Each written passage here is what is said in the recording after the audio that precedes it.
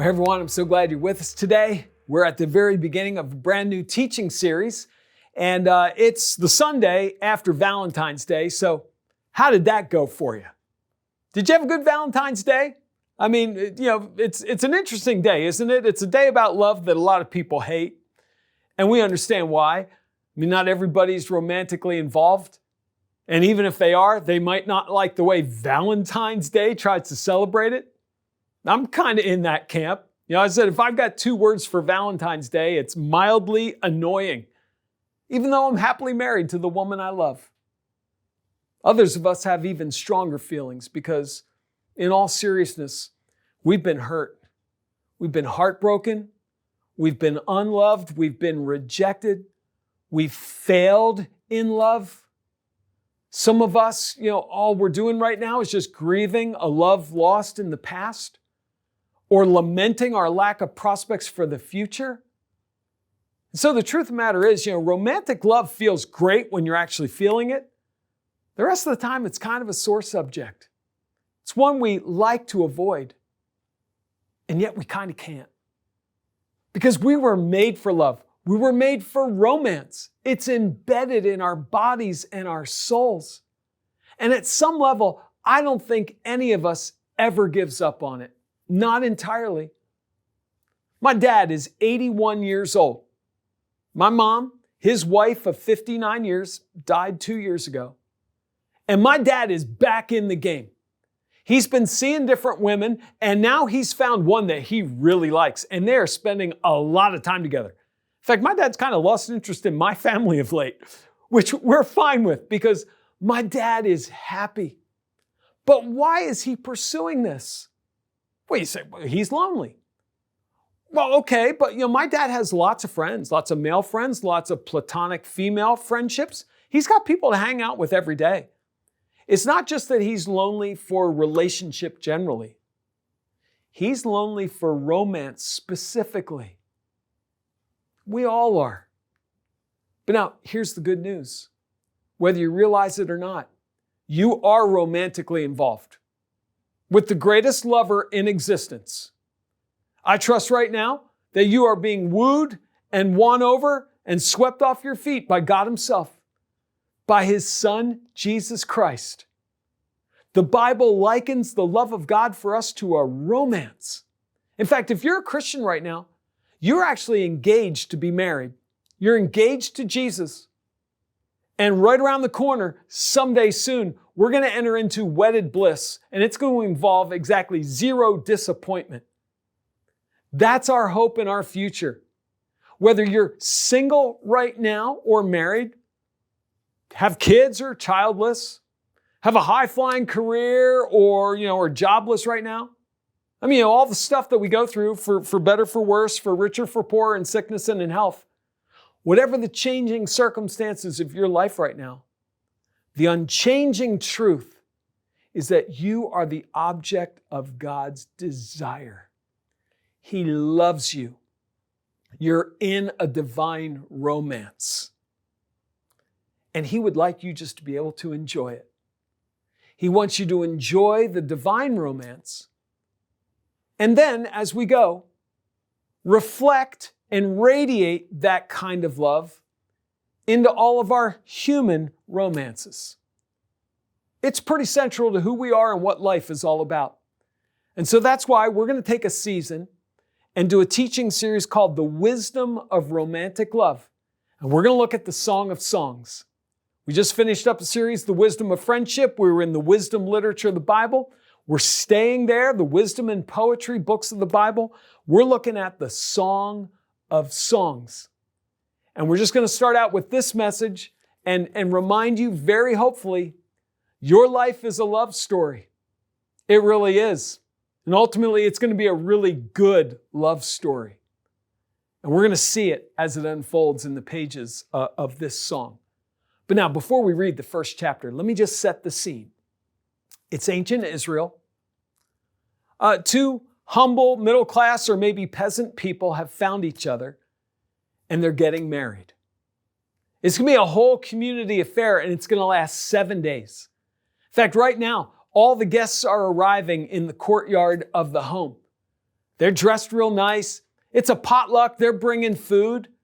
The host family, they've got the goat cooking over the charcoal fire out back. You can smell roasted meat. That's awesome.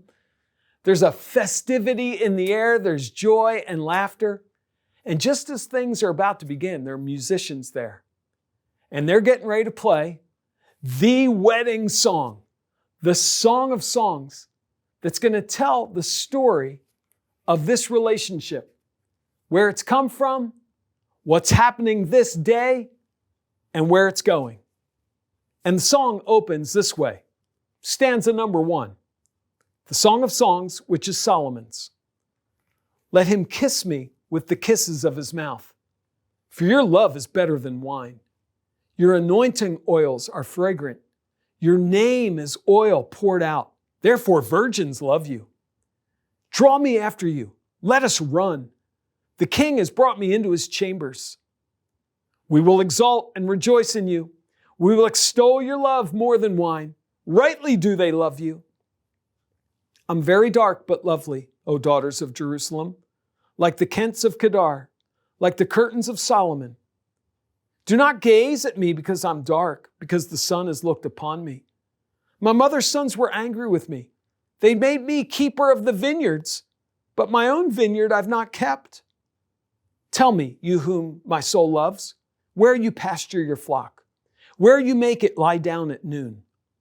Why should I be like one who veils herself beside the flocks of your companions? If you do not know, O most beautiful among women, follow in the tracks of the flock and pasture your young goats beside the shepherd's tents. I compare you, my love, to a mare among Pharaoh's chariots. Your cheeks are lovely with ornaments, your neck with strings of jewels. We will make for you ornaments of gold studded with silver. While the king was on his couch, my nard gave forth its fragrance. My beloved is to me a sachet of myrrh that lies between my breasts. My beloved is to me a cluster of henna blossoms in the vineyards of En-gedi. Behold, you're beautiful, my love. Behold, you're beautiful. Your eyes are doves. Behold, you are beautiful, my beloved, truly delightful. Our couch is green. The beams of our house are cedar. Our rafters are pine. This is the word of the Lord. Thanks be to God. Okay, now this is poetry. These are song lyrics. So they're not meant to be sort of broken down and atomized and explicated in all their detail. This isn't the kind of text you do a normal expository sermon on. But that doesn't mean that there's not some things we need to explain here. And I want to start just with the very first line. The Song of Songs, which is Solomon's. Some people call this the Song of Solomon. But that's probably not right. The title is the Song of Songs, which is Solomon's. That would be a really weird way, biblically and in ancient times, to describe an author, to lay out the author's identity. In all likelihood, this is just an anonymous song written for Solomon, to Solomon, under Solomon's, wise tutelage. Or it's a song written against Solomon. Because while Solomon was kind of like the patron saint of wisdom, the wisest man of his day, he wasn't wise in everything. In fact, when it came to his own romantic life, Solomon chose to be wise in his own eyes, and that made him foolish. Solomon was so self-indulgent, he had 700 wives and 300 concubines in his harem. This song, though, celebrates covenant love, faithful love, one man and one woman. It's anything but what Solomon was about, and that's part of the point. There's a way of the world, and it leads to death. But here's the kind of romance that leads to life. So it's not the Song of Solomon, it's the Song of Songs. That means the superlative song, the song above all songs, the greatest song ever written. And hey, that's not just what a human put on as the title. We believe all Scripture is God-breathed. It's all inspired by the Holy Spirit. God Himself says this is the greatest of all songs. But when you think about it, that's amazing because there are other amazing songs in the Bible.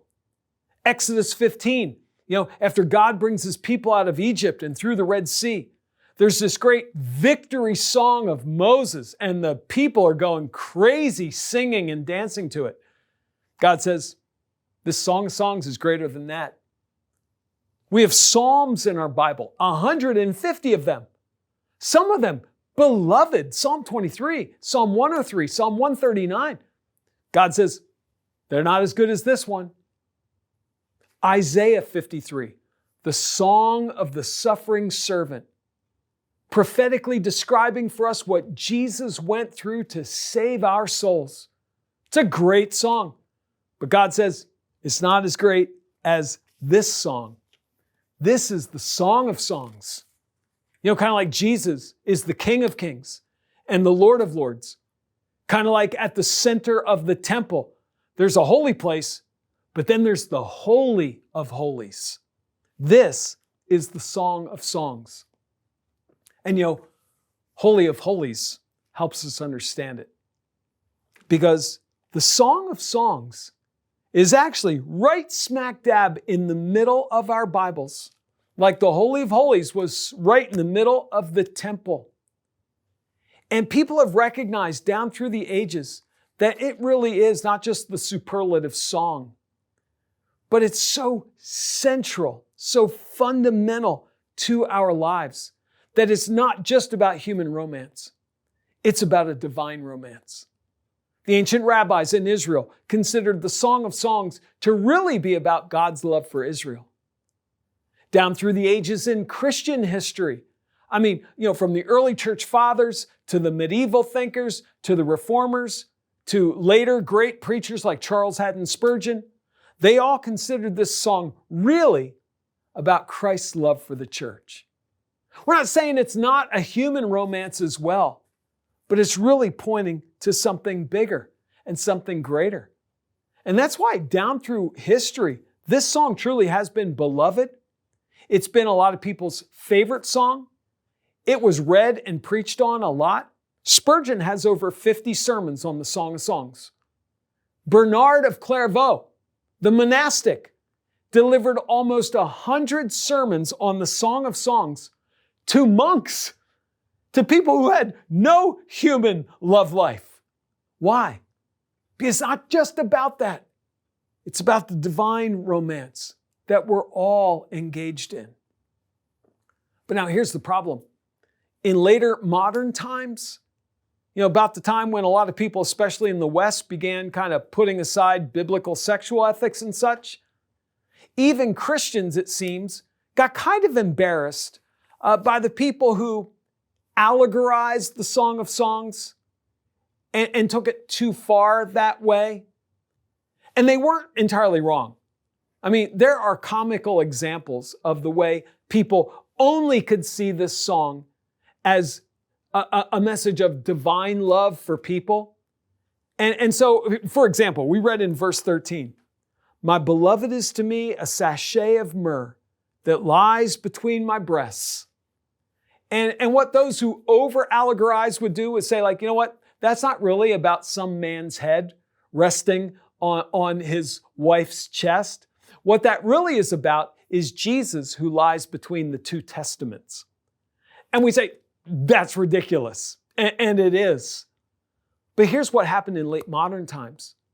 We got so embarrassed by over-allegorizing that we threw all allegory and all analogy out, and we just turned the Song of Songs into like a married sex manual.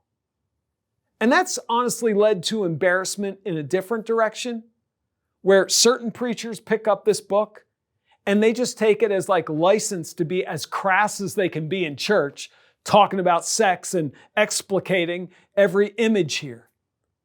We don't want to fall into either of those errors.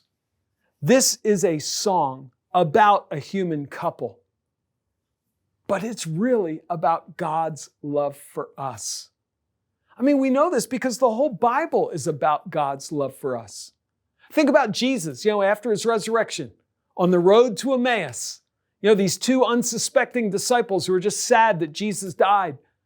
And Jesus begins to open up for them all of Scripture, all the Old Testament, and how it all points to him. Well, the Song of Songs is part of that Old Testament. How could it not be about Christ's love for the church? Paul says this in Ephesians 5. Husbands and wives ought to love each other because they're really reflective of a deeper mystery. The mystery of Christ's love for the church. Hey, would the Song of Songs in God's eyes really be like the greatest of all songs is about humans who have a sexual relationship? When there's songs in the Bible about God's salvation, God's victory, God's heaven, but the greatest thing is these two humans who love each other. No. The thing that makes this the Song of Songs is that, yes, these two humans love each other, but it's really just a picture of the divine love that drives all of God's work in the world, all the work he did to save us and win victories for us and take us to his heaven. They're all driven by divine love. And so, no matter who we are today, married or single, something hot happening on the romantic front or not, there's a divine romance here and we're all in it. Okay, that's a lot of groundwork. Now, let's dive in. And your life is a love story, so is mine. And every love story, I think, has at least elements of desire and insecurity and pursuit. And let's just look at that in Song of Songs, chapter 1. First, look at desire. My goodness, basically the first real line of the text, let him kiss me with the kisses of his mouth. Your love's better than wine. Your anointing oils are fragrant. Your name is oil poured out. Draw me after you. Let us run. The king has brought me into his chambers. My goodness, this book is hot right from the get-go. And it really says something about desire. Desire is good. Desire is God created and God given. Yes, our desires are flawed and fallen, but at heart they're good. We were actually constituted as desiring creatures. Someone once said, I think, therefore I am. The truth of the matter is, no, I desire, therefore I am. In fact, I am what I desire. God has put eternity in our hearts. We desire it. We desire something transcendent and beautiful. We want to experience it. We want to know it. We want to be known by it. We want to be washed over and immersed in it. We desire it. Augustine famously said that, God, you've made us for yourself, and our hearts are restless with desire, unsatisfied, until they find their rest in you. We are made for desire. We're made with faculties of desire. And they're all activated here for this woman. All her senses are activated. She wants to feel and taste this man's kisses. She wants to experience his touch, his love that's better than wine. She wants to smell his fragrance. She wants to hear the sound of his name. And it all stirs her up in great desire with a kind of urgency. Draw me after you. Come on, let's run. The king's brought me to his chamber. Or at least I wish he would. He's brought me there in my imagination. He's brought me there in my mind. But now here's the important thing. As much as this song celebrates, and validates erotic love, sexual desire, sex itself, we've got to understand that this poem is erotic and celebrates erotic love, but in the context of biblical ethics, biblical sexual ethics. This is a romance between two people that is going to come to a wedding and an aspiration, at least, of lifelong covenant commitment. She says the king's brought me to her chambers, but really, it's only in her imagination. It's only in her mind, because the wedding here doesn't happen until chapter 4. Here in chapter 1, There's just anticipation. There's just yearning. There's just the frustrating not yet of early love. And hey, we can all relate to that too, can't we? And some of us right now, we're just waiting, yearning for a prospect. Others of us, we might be engaged or just at the beginnings of love, and there's all the desire, and we're just trying to rein it in. We don't want to run where we shouldn't go, not too far, not too fast. There's an old saying, true love waits, and it does, but it is hard to do. Part of all of our romances is desire, frustrated desire that can't be fulfilled yet. Some of us who are married right now, our marriages have not yet lived up to what we really desire them to be. And we can be almost as hopeless, wondering, will it ever be what I thought it was going to be? There's a lot of frustrated desire. And if we're feeling that right now, let's in some respects not be overly frustrated, but recognize that that ache, that longing, that's part of being human. That's part of what God's built into us. And in some ways, our romantic longings and desires not yet fulfilled are just reflective of all creation groaning for redemption. Everyone and everything yearning for consummation. Can't we get past this dull, sad chapter and get into the good stuff? We all want that so very badly. And it's good to yearn for it. Remember Jesus' parable of the 10 virgins, the 10 bridesmaids? The wedding happens later than anybody expected. And 5 run out of oil for their lamps. It's not just that they can't see, it's that they've run out of desire. They've run out of fuel. They've run out of excitement for this wedding. But 5 didn't. 5 kept their lamps burning bright, kept the oil supply full. They were not lacking in spiritual fervor, and they were the ones who got to enjoy the wedding. It's good to desire, and it's not entirely bad to have to wait. That's where this woman is right now.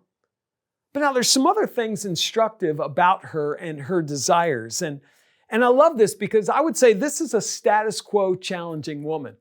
And we're a status quo challenging church. And this woman just kind of defies categories.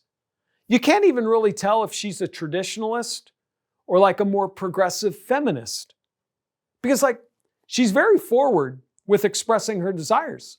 In fact, she speaks first and most in this book. She puts her desires right out there, but not in a crass and brazen way. I think of a lot of pop singers these days, especially female pop singers, and there's been this whole wave of celebrating female desire and female pleasure. And it's just brazen and crass in the way it describes it. This woman is modest. She's hungry, but she's chaste. She takes the lead. In a very patriarchal, male-dominated society, she takes the lead in expressing what she wants. But then part of what she's taken the lead in speaking about is her desire to be led. Draw me after you. Let us run. I want the king, my king, to bring me into his chamber. I mean, this is real life right here. There's nobody bound here by some traditional stereotypes, like the guy always leads, the woman always follows, the man always initiates, the woman always responds. Now, this woman's taking some initiative here. She's taking the lead, but she also wants to be led. There's a real give and take here. That's just true of any true romance. Another thing I love about this woman is she's really devoted to this man. I mean, it doesn't sound here like an arranged marriage. It sounds like a romantic marriage. She's found her own guy and she wants him, but she's pursuing him not to the detriment of her friends or her community. The whole community is involved here. And our romantic lives, whether we realize it or not, are not just about us or not just about our lover. But our romances are conducted in a wider context of family, friends, church, community, and what they think, and whether or not they approve, how they help, it really matters. And we are not forsaking all our friends and all our other relationships to pursue one singular person. There's a chorus of bridesmaids, of other women that are frequently a part of this song.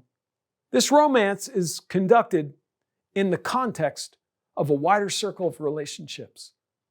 And that's a really good thing for us too.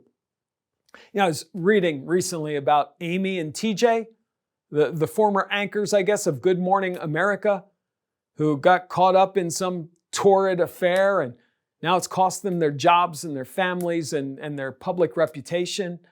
I haven't been following it real closely, but I did see an article that I guess said that Amy's friends do not approve of this.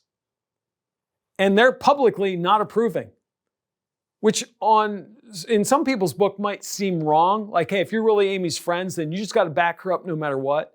And if this is what Amy wants, then Amy should get what Amy wants, and you should be fine with that. But it sounds to me like they're operating in a much more like sound biblical way, where it's like, no, this is wrong. We are not approving of this, and we're letting her and the community know. Not that we want to gossip or ruin anybody's reputation, but a true community has something to say. They have some wisdom that we can lose when we're in the throes of passionate desire. We need the community's influence. We need them to be a part of things. So this woman, though, she is strong. She's strong with desire, strong with self-assertion in very good ways.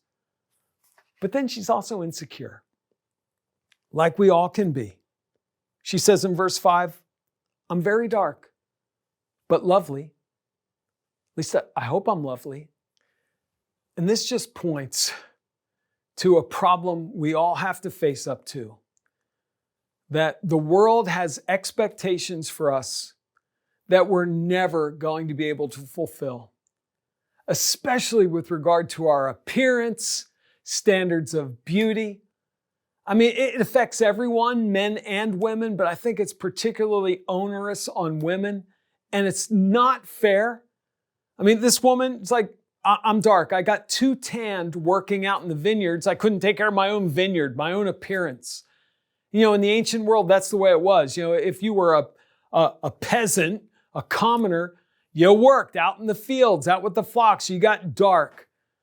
The richer women, the high society women, they stayed indoors. They avoided the sun. They had fairer skin. That seems to be the standard these days in many places. The lighter the skin, somehow you're prettier. I don't know why. It's not fair. Although, interestingly, during the Industrial Revolution, that got flipped for a while. All the commoners worked in factories. They were out of the sun and their skin was lighter.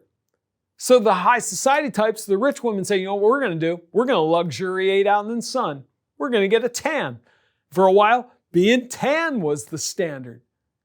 But here's the thing. For all of us, but especially for women, there are always going to be things about ourselves to look at and be insecure about, disappointed in because they don't meet somebody else's arbitrary standard. There's always something that ought to be flatter or fuller or bigger or smaller or taller or lighter or darker or thicker or smoother or straighter or curlier. And we can go crazy trying to fulfill the world's expectations. How does the man here and the community help this woman? Well, I don't know if you would call this the wisdom of romantic love, but one of the things the man does is call her a horse. I mean, it says it right there in verse 8. I compare you, my love, to a mare among Pharaoh's chariots. Now, hey, here's what he really does. First, he calls her, oh, most beautiful among women. He reminds her that she's beautiful to him.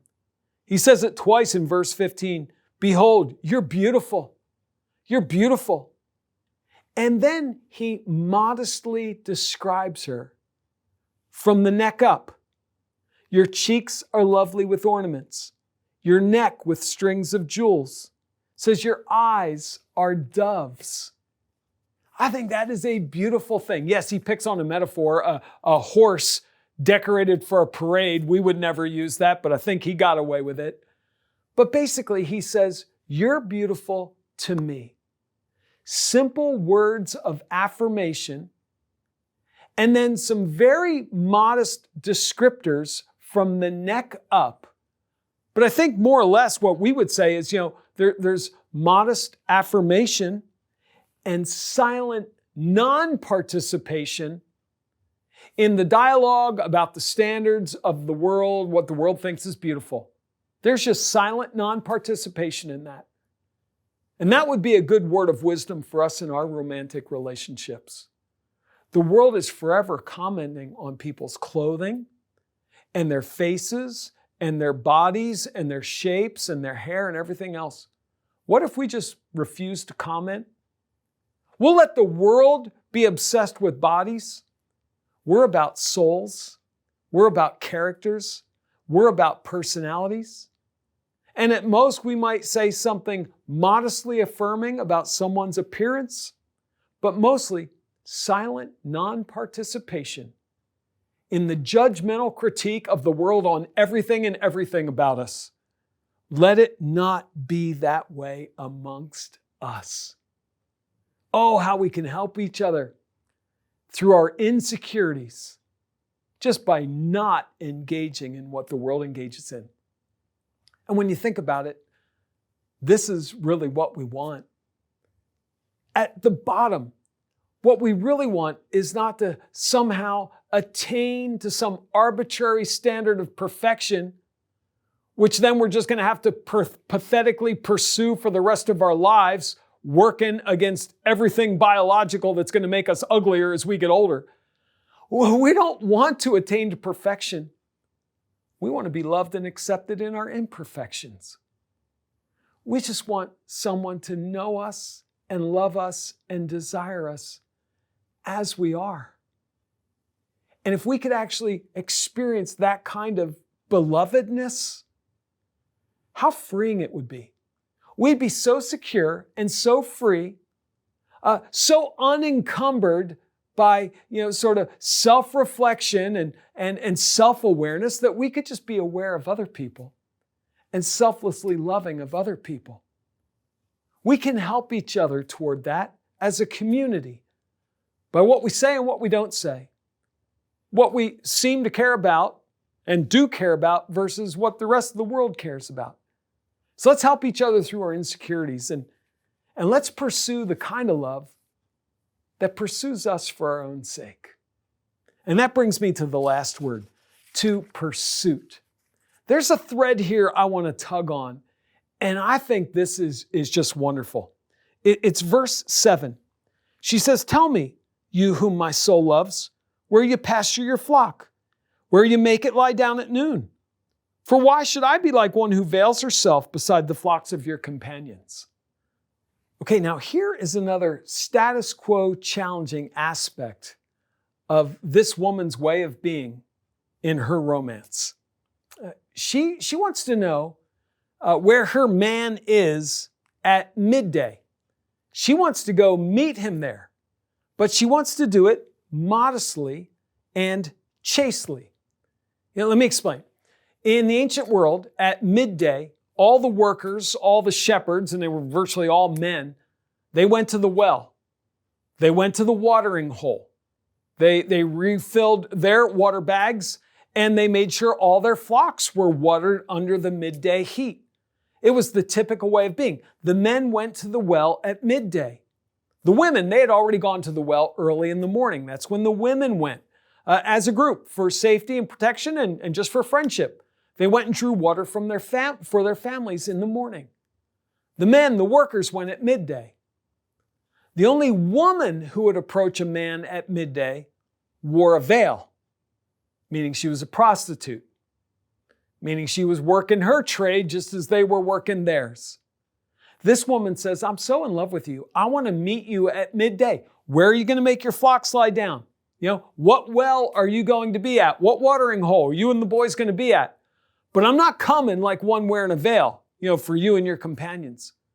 I'm coming for you." And so he tells her, well, you just follow the tracks, follow the fresh tracks. out by the tents of the shepherds, and you could come out and bring your flock too, or just you. And what is happening here is, you could call it an ancient Israelite rom-com. A classic ancient Israelite boy meets girl story. Because here's the way it goes down in ancient Israel and in the Bible. A lot of romances start at wells, especially when God is driving work for his kingdom. Like in the Old Testament, in the era of the patriarchs, in the time of Moses, God's building out his plan of salvation by building out families. And people are meeting each other at wells. Isaac meets Rebekah at a well. Jacob meets Rachel at a well. Moses meets Zipporah at a well. In fact, one writer says this: when a well pops up in the biblical narrative, the reader should be picking up what the Holy Spirit is laying down. Someone's about to get hitched. Well, here's a woman who wants to come and meet her guy at the well. Robert Alter, a great Bible scholar, said this kind of boy meets girl pattern, this classic storyline in the Bible, it basically happens in 6 parts. A man journeys to a foreign land or to some place he's not normally been. He encounters a fair maiden. Water is drawn. Maybe some help is rendered. The girl rushes back to her family to say, hey, I met a man. The family invites him to dinner. And then there's a betrothal. That's the classic boy meets girl at the well story in ancient Israel. This has elements of that. But now, here's where this really becomes gospel and good news for us. In the midst of our flawed and fallen romances, some of us might feel like we've sort of disqualified ourselves from any really good love story because we've had so many failed relationships in the past. And not just where things haven't worked out, but we've made a royal mess of things with our own sins, our own sexual infidelities, all the things that people do to mess up their lives and then half mess up somebody else's. Some of us might be thinking it's over for me. Well, in the New Testament, when there was a new movement of God, God's one and only Son took a trip to find a wife. And in John chapter 4, he goes into foreign land. And at midday, he sits down by a well. And there, a truly veiled woman approached. The Samaritan woman, 5 times divorced, now shacking up with a guy who's not even her own. And water's drawn. She provides him with a drink of water. He offers her living water that'll cause you never to truly thirst. And they have a conversation. And it turns out that this man knows everything about her. In fact, he reveals himself more overtly to the woman at the well than to almost anybody else. She says, I know when the Messiah comes, we're going to learn some things. And Jesus says, I'm he. I'm the Messiah. And this woman then runs back, runs off to her village, runs off to her family, says, come meet a man who knows everything about me. He told me everything I ever did. But I could tell he still loves me. Could this be the Messiah? And then they all come out. And they all begin to know Jesus and to believe in him and to believe in his love for them. And they're all betrothed to Jesus. They all become part of his people. And there's a hope and a future for all of them.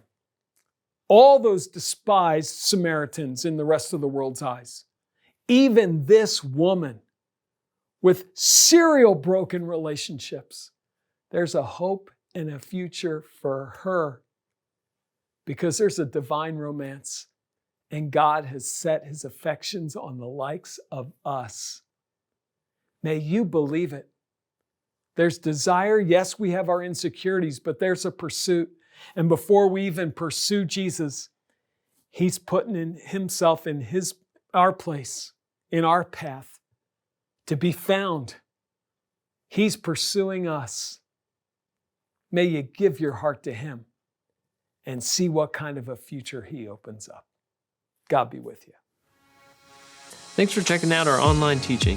If you enjoyed this content and would like some more information about us, head over to our website at www.willowdalechapel.org or download our app. There you can stay up to date on any events, ministries, and other opportunities we have coming up at Willowdale Chapel.